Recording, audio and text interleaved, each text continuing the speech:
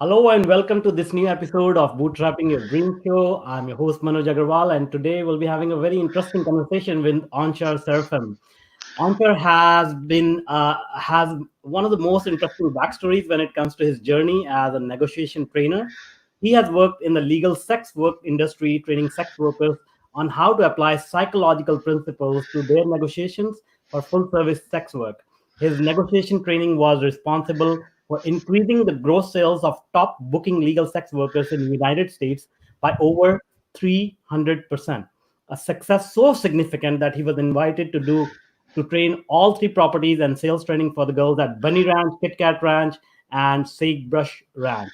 Mhm. During his time there, one of the girls did a business of 1.15 million dollars after his training, and that's how he was made responsible for training everyone at different branches as well. He has trained sales associates and managers in bridal and engagement ring sales for K Jewelers and Jared, the Galleria of Jewelry, and has over 20 years of experience in various industries. He was invited by his district manager to train all 13 stores in his immediate region, resulting in a training of over 100 people in his state.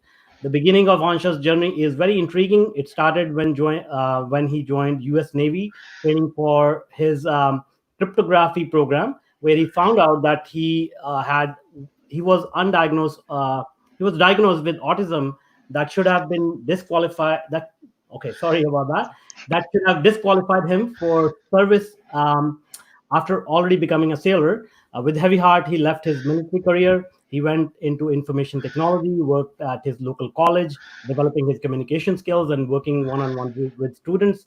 He tutored every subject from calculus to electrical engineering to astronomy to organic chemistry, and used his systems knowledge not only to help those in academia, but also work on his personal development in his weakest area, dealing with people.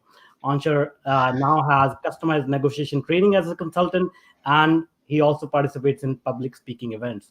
Wow, Anshar, you have accomplished so much. Welcome. Thanks. Thanks so much, Manuj. All right. So I know you have a very interesting backstory starting from your childhood. So can you take us a little bit back into your past and tell us how this whole thing came about? Well, sure. I actually grew up in a house full of music teachers. Both my mother and my grandmother are both music teachers. My grandmother's crazy. She plays like 23 instruments. My mom teaches and plays like 13. I'm the dumb one. I play five. So I had like 40 families a week coming into the house and kids taking music lessons. And it was a really strange experience for me because I was really, really socially awkward growing up. I didn't. I came from that generation before we started diagnosing kids with all kinds of stuff and trying to give them medication and all of that. So I didn't get any special education or anything for it. I just knew I had a lot of difficulty getting along with the other kids. My mom had to pull me out of a couple of different schools. I had to deal with bullying. I had a really poor work ethic, and I had a lot of difficulty like getting up, being on time for things. There was just a lot of stuff going on with me, and until I like you had mentioned before, where I went into the military, I didn't really have a sense that maybe there might have been, a medical condition or something going on with me that may have been contributing to, all this different stuff that was going on, because by the time I went into the military, I was almost 20. I hadn't even gotten my driver's license yet. It was very overwhelming for me, to be on the road. I would get into social interactions with, more than one person at a time, and I would start to just get increasing amounts of anxiety. It was very difficult for me. And so when I finally got that diagnosis, I had to take a big step back and kind of realize, wow, okay, here's something that's, so extreme that, they're generally genuinely concerned about whether or not I'd be able to function in that environment. And, it was humbling, really, because you go into something with confidence and think that you're going to be good at it, and then realize that you might have an issue that you weren't even aware of that's been, maybe affecting you your whole life. So it was a good moment for me, but it was a big setback. I had invested that idea in being in the military at that point.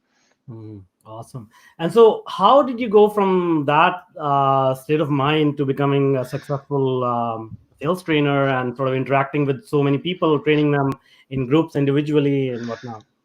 Well, I started my foray into information technology, which I know is a powerhouse for you. But I started working in first on the back end, helping with technology and system building and setting up networks, and eventually, when I went to go live in Mississippi for a while, I tried to get an IT job down there, and it just wasn't happening. Most of the economy down there is based off of the casinos and the resorts and stuff.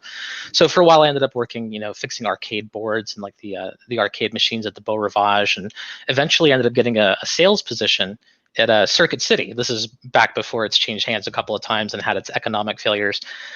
So that was a really different experience for me, having to go into a sales environment, trying to, relate to people. You have a lot of people in the South, in Mississippi. Their technology needs are very kind of varied. Everything from a person trying to, put something on their houseboat so they can surf the internet and maybe write a music CD, to a person who's actually trying to like set up a server, a rack or something like that. It's and you had to be able to connect to a lot of different kinds of people, and I had to work on a lot of my difficulties. It was kind of like a forging ground for me, because I had all of these chain social interactions over and over and over again, and I started to realize, one of the things that people realize when they start doing sales, that every once in a while you'll get someone who has a compatible personality type, or a compatible vision, or a way of expressing themselves, and you'll hit it off really well, and you'll sell them the moon. You sell them everything.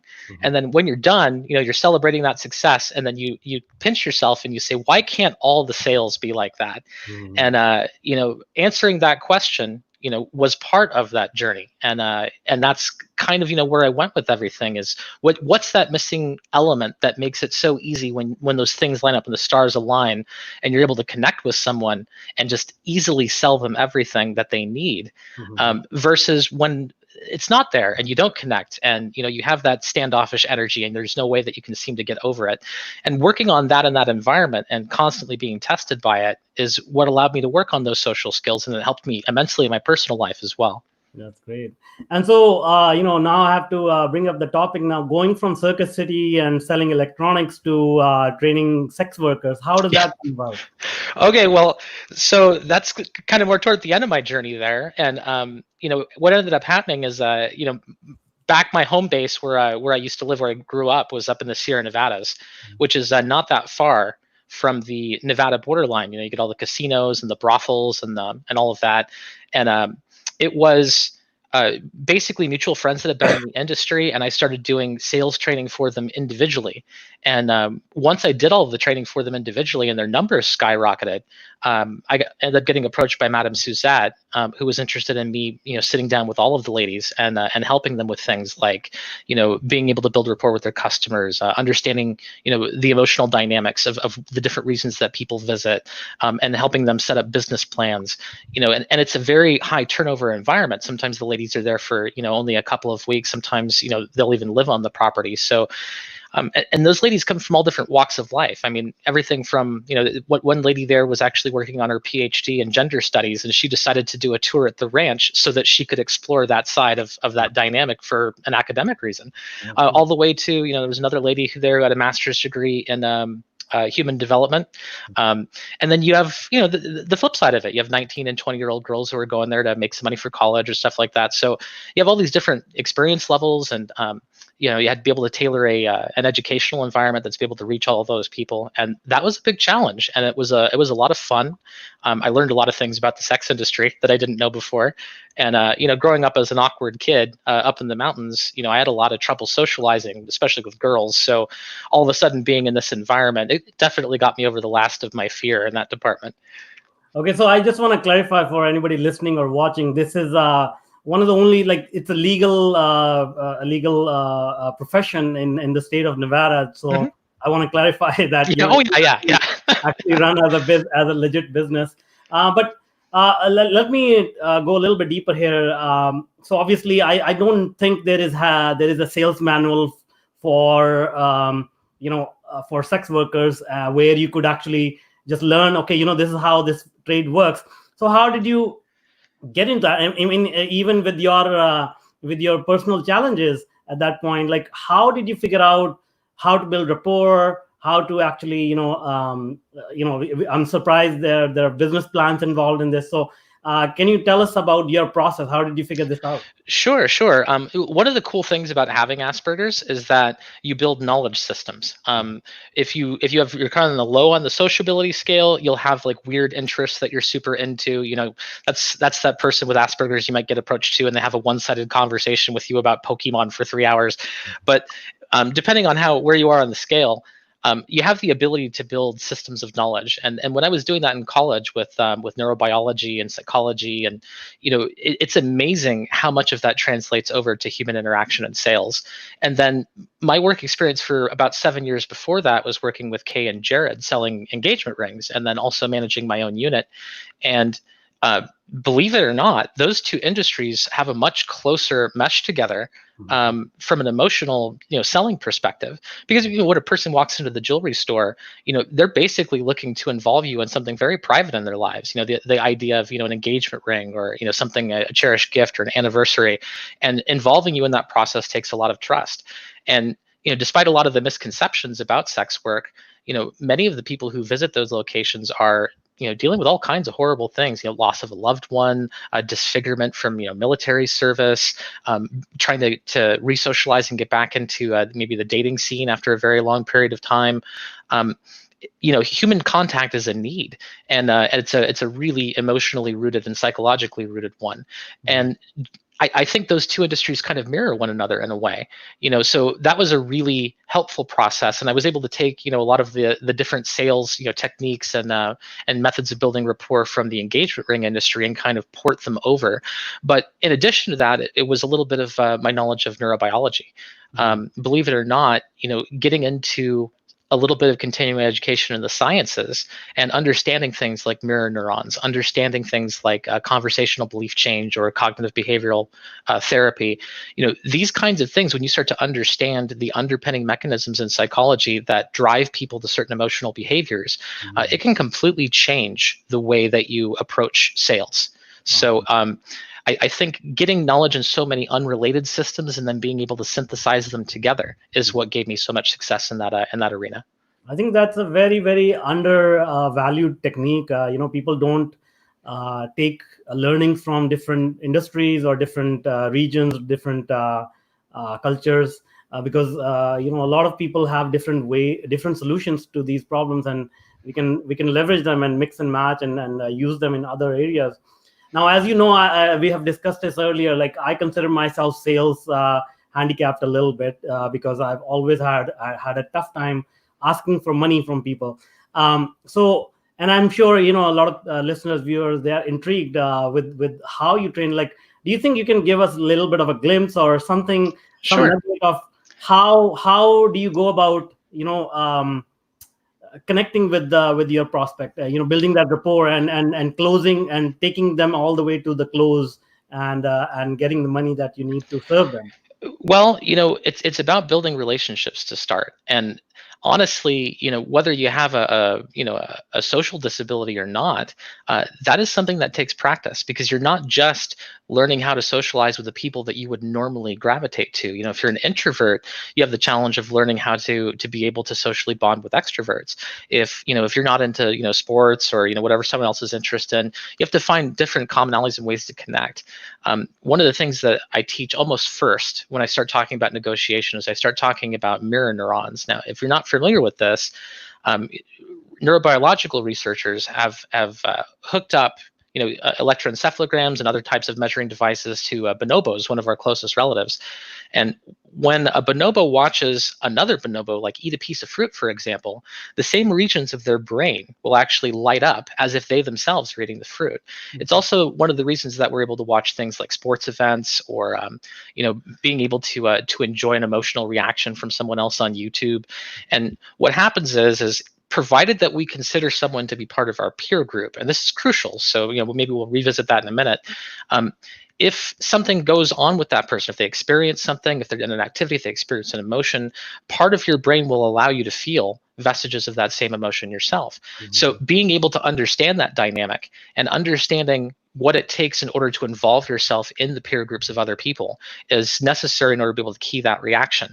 And we don't think about it, but if you think about that moment where that ray of light comes down and you're in sales and you get that great connection with somebody, and then you just sell them every single thing that you need, and you're asking yourself, why doesn't that happen every time? It's because you're like that person. You've connected with a person who has a similar personality type, a similar method of communication, similar expressions of body language, perhaps a similar social or moral paradigm, using similar language, similar pace, similar focus. And you're on board with whatever their emotional needs are because they're like your own. And people can sense that. Everything from reciprocal body language to spacing. For example, a person who grows up in an urban environment, if you're around tons of people all the time, let's say grow up in Tokyo, Japan, your bubble of how far away you want to be from people when you talk to them is significantly different. You can even see it in small things. And some of the stuff I teach is, for example, if you go to introduce yourself to someone from a rural environment, they'll actually lean all the way over into your space to give you a handshake. They won't step into your space to do it. Whereas a person who's from an area of high population density, they'll walk right up to you and go for a close handshake. And being able to notice these types of things and modify your behavior accordingly is in essence a building of knowledge systems. And it's an awareness of those things that allows you to get past some of the largest impediments when it comes to getting your prospect to look at you emotionally as part of their peer group. So that's step one, building rapport.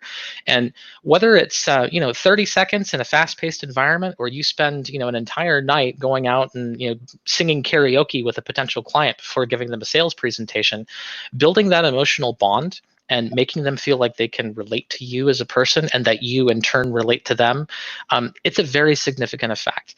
It's kind of a crude example, but I think one of the things about mirror neurons that most people can connect to is if you're standing with a group of friends and something happens to one of them. For example, I don't know, someone gets kicked in between the legs or something like that, you'll see a physical reaction in all of the people that are in that group. And that's how strong mirror neurons are. You have the capacity to literally change the neurochemistry of the people that are around you. If you can respect that dynamic and utilize it, not only will you build lasting relationships with people who will trust you and come back to you over and over again, but it will also increase your sapience when it comes to being able to effectively use closing strategies and to know which ones to use. Those are very interesting points, and thank you so much for referring the scientific sort of basis for that. But we are living in an age of very fragmented society. Individualism is on the rise. We see it all around us. So how do you develop that kind of empathy? How do you develop that kind of how do you notice these details, whether somebody's leaning in or they are at a distance? Because we are so engrossed in our own world all the time that these things get unnoticed. So one of the shames in my mind, in like the self-help industry, for example, is that the people who go into that industry looking for things are the people who need that help so desperately that those are the people that get the exposure to it. But if you're already a semi-successful or successful person, sometimes you feel less of a need to continue your education in that way. And I think that that's a bad perspective. And I think the reason is that as you start to get more of a sense of success, then in order to increase that success, you have to be able to understand your interpersonal relationships and better capitalize on them. I can give you a couple of basic books that are really great to read. One of them is Understanding Body Language by Alan and Barbara Pease, Pease. Another one is a great book called Biology, but it's Buyology. Okay. That talks about the psychology of buying and selling. For example, and this is just an abstract, but this is going to give you a sense of how different types of academic research can help you with your sales presentations and your process of personal development. But a lot of people aren't familiar with a guy named Edward Bernays. He's the nephew of Sigmund Freud. And back in those days, and obviously, as modern psychology has moved forward, we've kind of moved away from some of Freud's theories. But the question that he was always asking himself is, how do I integrate those systems? How do I take a look at business and take a look at psychology and be able to put those two things together? And it's a little bit of an obtuse example because it involves smoking, which we don't necessarily have a positive association with now. But back in his time frame, smoking was very negatively perceived by society, especially with women. That entire market was completely closed off. And so what he did is he would go to places like the like women's liberation movement marches, freedom marches, that sort of thing, and he would pay women to smoke and to call them freedom torches. Talking about being able to change the psychological paradigms of how your product is perceived, how your targeted demographic is perceived. And he was one of the very first people to do this, and by many he's considered to be the father of public relations, and yet a lot of people don't even know his name. I think that being able to take a look at the history of business development and entrepreneurship, the history of financial development, the history of personal development. I mean, psychology itself for a long time was considered to be a much softer science, and parts of it still are. As recent as 150 years ago, we were throwing people into sanitariums and stuff. So seeing how far psychology has come so far in the last century, almost as much as things like electronics and scientific advancements have. And so there's so much to learn there. I think that in the modern world, the focus is actually not on connecting with one another. And I think that makes it even more of a clear priority for us to place focus on that, especially if we want to work on self-development. It's very tempting to focus on the parts of ourselves that are easiest to develop. And we don't like to put ourselves into challenging or uncomfortable situations, but those are the very situations that create growth. Awesome. And you hit the nail on the head. Like there is a lot of literature out there to study and to learn from. But again, I will point out some things which I notice in society these days when I talk to a lot of people.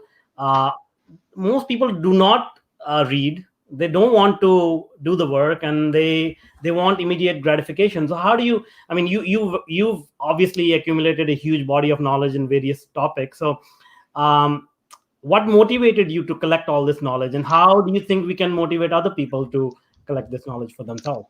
Well, speaking from like the basic psychological paradigms, people are a lot like, I guess the best metaphor for me is a pearl. The pearl is this beautiful thing, and it's formed by this small bit of irritation going into that oyster, and the oyster just puts layer upon layer upon layer over it until you eventually get a pearl. Well, the human psyche is kind of the same.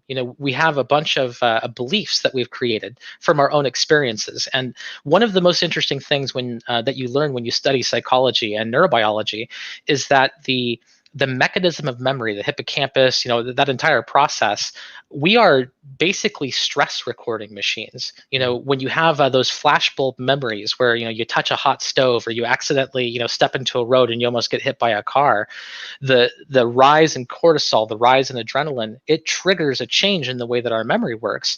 And as a result, every mistake that we make, every bit of negativity that we endure, all of those things are recorded irrevocably in our minds. And the flip side is that positivity is lost. We'll have a really great moment or a success or and we don't take that moment to celebrate and linger in that success so that we create a more balanced view. So one part of that is being able to identify your own belief systems, where those beliefs are coming from. And if you want to change a bit of behavior, for example, let's say you're having difficulty getting motivated, or you're having trouble getting into education. That's usually the result of a core belief. Maybe the belief is that it's a waste of your time. Maybe the belief is that it's difficult and it's above you or below you.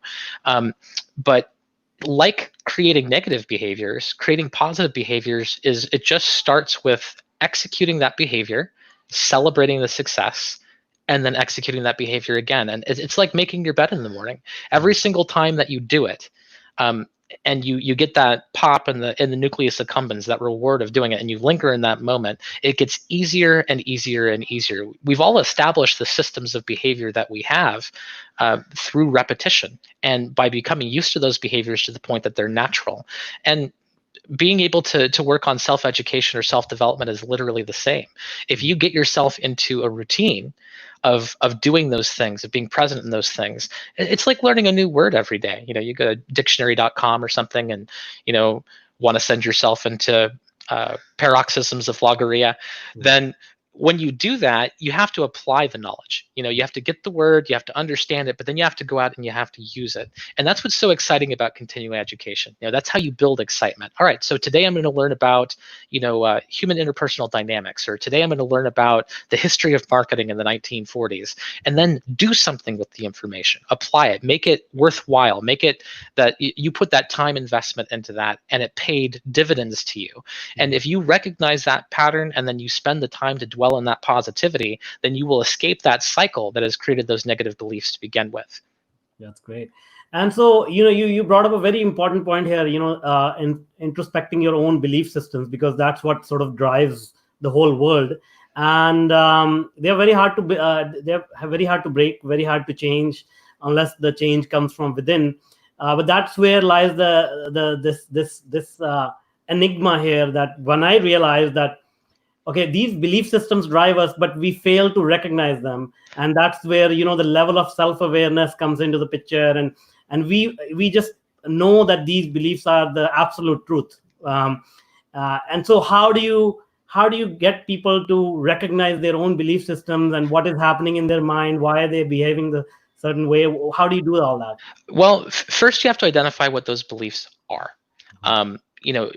It's just like making a goal. You have to know what the goal looks like. What does success look like? What are models of success? What do they look like? Well, it's the same thing with cognitive behavioral therapy, being able to identify the belief systems that have manifested themselves in the things that are in your environment. And you don't have to look far.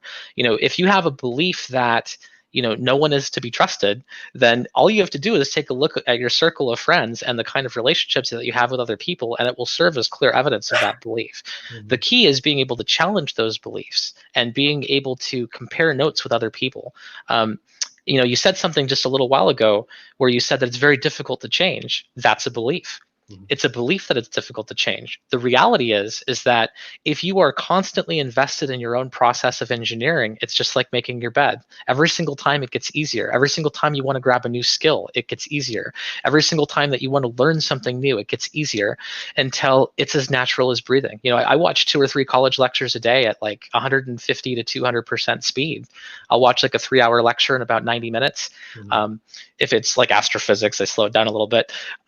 But it's really fascinating what happens to the mind. Whenever you get yourself invested into a process, it gets easier and easier and easier until you get that thing that other people look at and they imagine, that's got to be so difficult, that's so hard.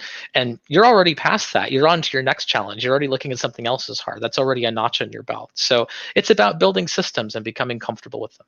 Cool. Yeah, no, I meant change from an external stimulus. Changing the belief based on external stimulus, like especially if somebody else tells you. I find I used to get into all these arguments telling people, hey, you should do it this way because it worked for me, and I used to be surprised why the heck they look down upon me for giving them something useful. And then I realized, if I preach them, nobody likes preachers or lectures. You really gotta instigate that change from within themselves. They need to see that belief for themselves and then change it.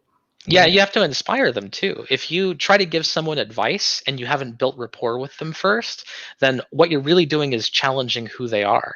But if you build rapport with someone first and they see you as a version of them, but a more successful version, then they'll be asking for that information, not waiting for you to give it. And it's about securing buy-in. And that's what a lot of teaching is too. Education is really about getting people interested enough in the topic so that they develop their own barefoot irreverence in that process of learning and wanting to deconstruct it and wanting to learn more about it. When you instigate passion in another person, you light a fire and you can just step back and you can just watch it burn. Otherwise, you're just constantly trying to fan it and it feels like you're playing tug of war with someone. You have to help create that raison d'etre in them. Cool. Now, one question I want to ask is, and I have seen this pattern repeated multiple times, is this whole underdog story, and experiencing something adverse in the initial part of your life, as you did, and as I did, to which sort of triggers, as you said, like ignites that passion to change things or do something different. Do you think that has something to do with like, do you find that pattern in other people as well? Like if they have a tough uh, first part of their life, then they go on to do some It's it's different. so funny you talk about this. I actually just gave a talk about this. I talked about existential authenticity, and the idea is that the process of reinventing the self is triggered by unhappiness with the self. If you don't put yourself into an environment where you're uncomfortable and you feel wanting, then you have no desire to change. Some of us have adversity that we have to deal with, whether it's Asperger's or getting paid $2 a day to do something, or whatever, and we want to escape from that. And so we start to actively look, how do I reinvent myself? What does that look like? But it's about authenticity in that process. If a person never takes the time to reinvent themselves and they've never been their own engineer, then what's really going on is they're reacting to life. That's all they're doing. The stimulus is going on and they are just trying to navigate around that stimulus. Being your own engineer is about deciding, okay, what do I want to look like as a person? What kind of habits do I want to have as a person? What psychological changes do I want to have as a person? I've interacted with a few people, they say I'm a bad listener. What can I do to fix that? What does that look like? What does being a good listener look like? Challenge yourself. If a person doesn't go through that experience of self-challenge, there's no opportunity for growth. Yeah, that's great. And so now we are going into this unique experience of it's a global experience where we are all sort of going through it together. It's unfortunate. It's kind of scary for some people. So what are your thoughts around how one should handle it? What is an advice that you will give to an average person to pick themselves up and shape their life in this situation? Well, if all of a sudden you have a bunch of time on your hands, whether it's your flight got canceled or you're on quarantine for 3 months, decide for yourself, what does the best use of that time look like? If I'm going to, get a knee surgery, or I've got a back surgery and I'm going to be laid out for 6 months and I'm going to be doing physical therapy, what do I want to work on in the span of that time? What steps can I make toward my goals in that time? So many of us lament that we don't have enough hours in the day. And then when we finally get that extra time, all we want to do is sit back on our laurels. And I think it's because we don't get as excited about the process of self-development as we might do about being able to pursue our leisure. So that's one part of it. I think the other, and this is probably one of the most difficult things for people, is that when there's a medical crisis, you are forced to rely on information that's given to you by people who are experts in that field that you don't necessarily know a lot about yourself. And it can be difficult, especially if you have to make negative changes in your life, to accept that there are changes that you need to make based on the authority of other people. I've seen a lot of this, people getting resistant about the masks and all of that sort of thing. And really, if you take the time and actually sit down to someone who knows about that topic, like really knows about it, and get direct information from them, then it no longer feels like social pressure. Then you feel informed. So again, that's about authenticity. It's about trying to understand the dynamics that are going on around you. So pick something to learn. Pick a new language that you want to learn. Pick a social media network that you've never gotten exposed to. Maybe work on your negotiation skills. Get a person who has absolutely no problem, video conferencing with you, and get comfortable making closing statements to them, talking about large dollars, talking about what different types of conversational belief chains look like. Get yourself some 3x5 cards. Write down a whole bunch of different personalities and different sales scenarios, people that you would have difficulty connecting with. Send those to the other person and have them play that part on the video conference, and get yourself comfortable. The only way that you can do it is with practice. Yeah, that reminds me, I have to take you up on that offer of doing this ourselves. So that's how life is. I have a resource available to me, and I've been delaying it for weeks. So you're absolutely right. Time never comes back. So I think we have been given the gift of time. In these past 4 months, and before that, everybody had this universal excuse, I have no time for this, but that misconception has been broken now. Now, you brought up another. I know you are a lifelong learner. What is your view on how?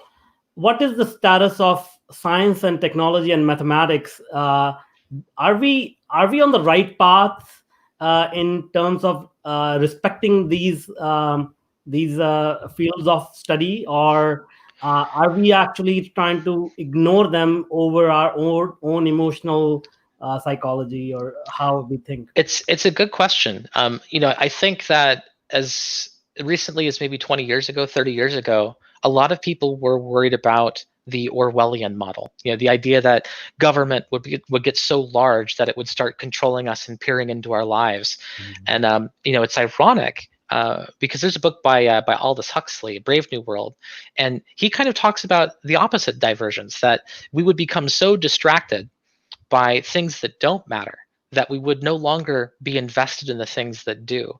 And from working in retail, from working with people who come fresh out of the high school education system, when I was a tutor in college, and you ask them a basic multiplication question, and the first thing they do is reach for their phone. We've gotten ourselves to a point where, and one day I did a little experiment. I actually stopped people in the mall and I asked them if they knew the name of the vice president, Mhm. and then I asked them if they knew the name of Kim Kardashian's baby.